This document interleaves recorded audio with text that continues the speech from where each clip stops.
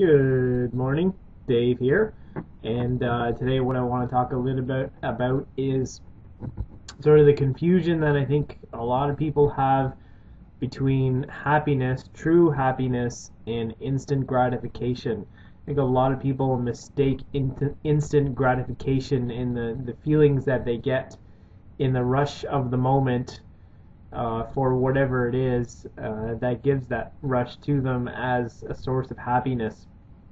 And you see that a lot today, especially with rampant materialism in our society.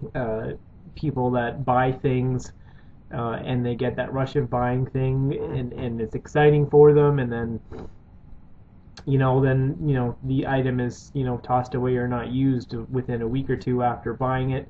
You see it a lot in relationships. People are not so happy, but when they meet someone, they get initial rush and that initial elevation of emotions, and they can mistake that for happiness. It can particularly be for some people with a lot with respect to food, where people are certainly not feeling so good, and then they grab something to make themselves feel better.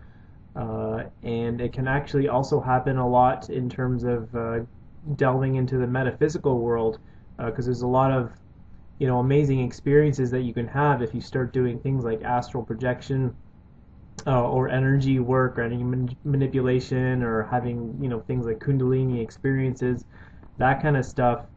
And you get this excitement and this rush, but it is not the same as happiness. And I want to I guess just get across the point that there is nothing that you can seek outside of yourself that will give you true, long-lasting happiness. And this is, I think, a big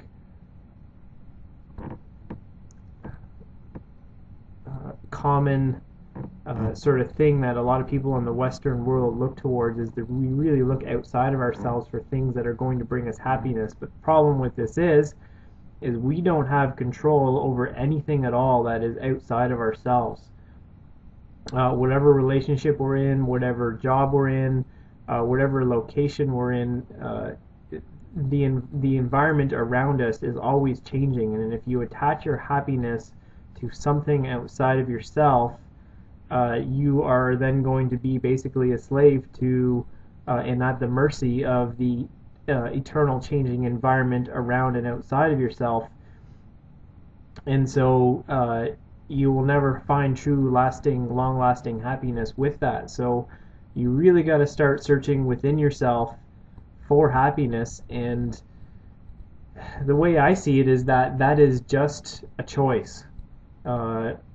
Any emotional state, any state of being is just a choice. Your free will sits higher above than all of your emotions, and your free will should be able to discern and choose which emotion and which state of being that you are in any given moment. And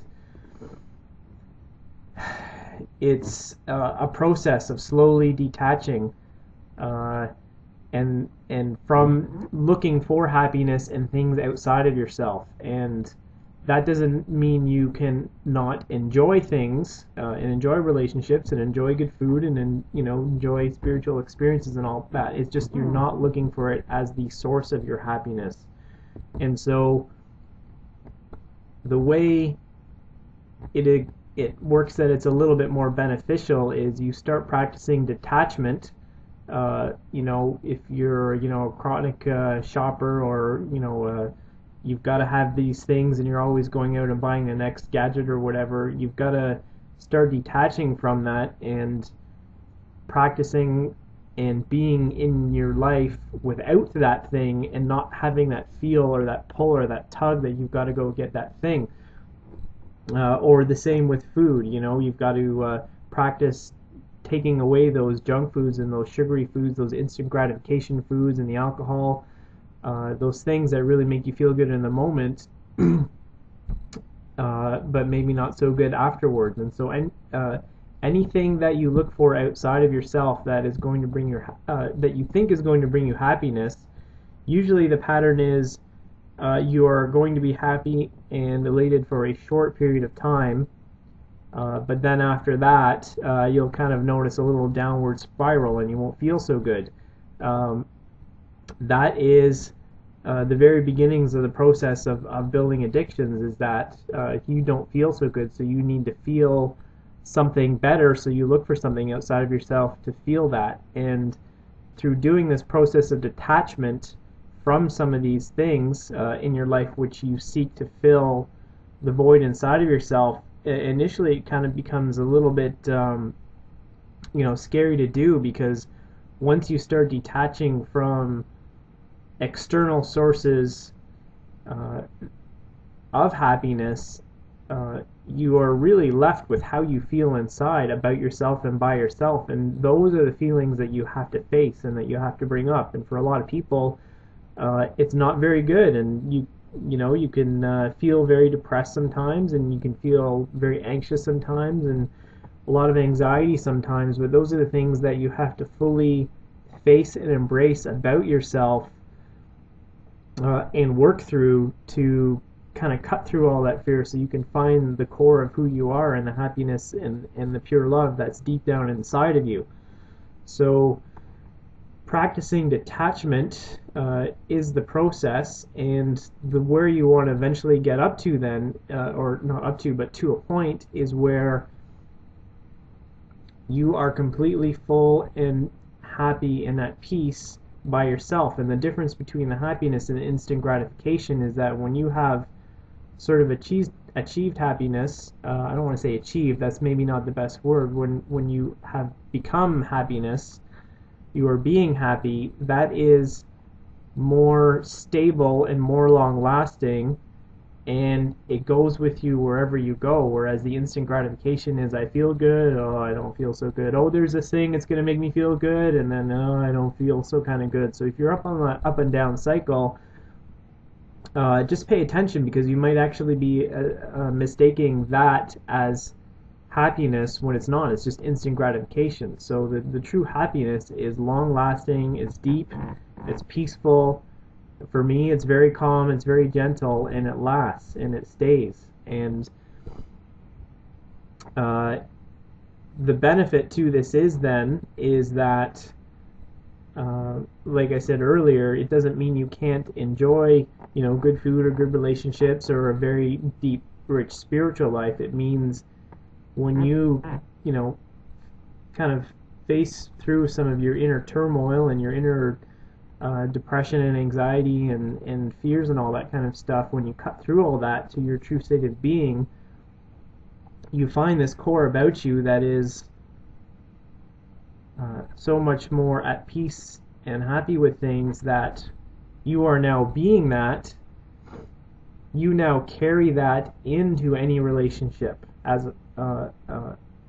you carry that into any relationship that you go into. You carry that into any spiritual experience you go into.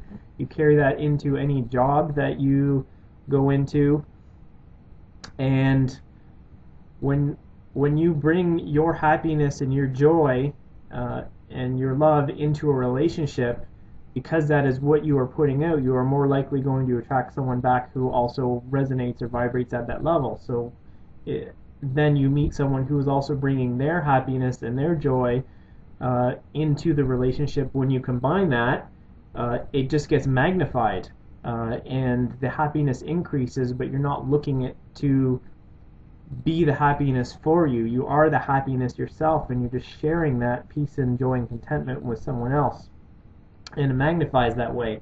And especially with success in jobs and career and money, a lot of people look to climb up in their jobs, and I certainly used to be that way, where the higher I climbed, the more money I made, the more happy, the more I attached that to my sense of well-being and happiness. But again, that is only short term, and as soon as the job changes or the money changes, you're back to being miserable again. So when you can find that peace and happiness within you, then you carry that into your job, and or wherever location or wherever you're living, you become and share that happiness with those around you, and you attract that back to you. So here's the challenge. Two challenges. One is that you, in terms of practicing detachment, once you start, uh, taking time by yourself and with yourself and trying to find some of that happiness by yourself and not with any external, influences, you can, be face to face with a lot of very uncomfortable feelings, and you really have to work through that, and it's a little bit scary. The second challenge is that you have to remember that anything and everything that you come face to face with is divine and it's pure love. Everything, whatever terminology you want to use, whether it's divine or whether it's God or whether it's life or the infinite source or creator, everything around you is that. And it is that, but it is also you, and you are that. So wherever you go, if you're not happy with your job and you're projecting that onto your job and you're saying, oh, maybe this is, I hate this, why do I have to do this? Just remember that the environment that you're surrounded in is divine and it's sacred and it is infinite source and it is pure love and it is you that are not seeing it as such. So the second challenge is wherever you go, you have to really start flipping your framework around in terms of your thinking, and stop projecting your negativity onto the environment around you. And that doesn't mean you should always necessarily stay in the environment or leave the environment you're in. It's a case by case situation, but you really want to get to that frame of mind where you can see everything around you as love and as divine and as an aspect of you, and you don't want to project your negativity onto that. So do your best to find peace and harmony and unity in any situation, in any environment that you're in.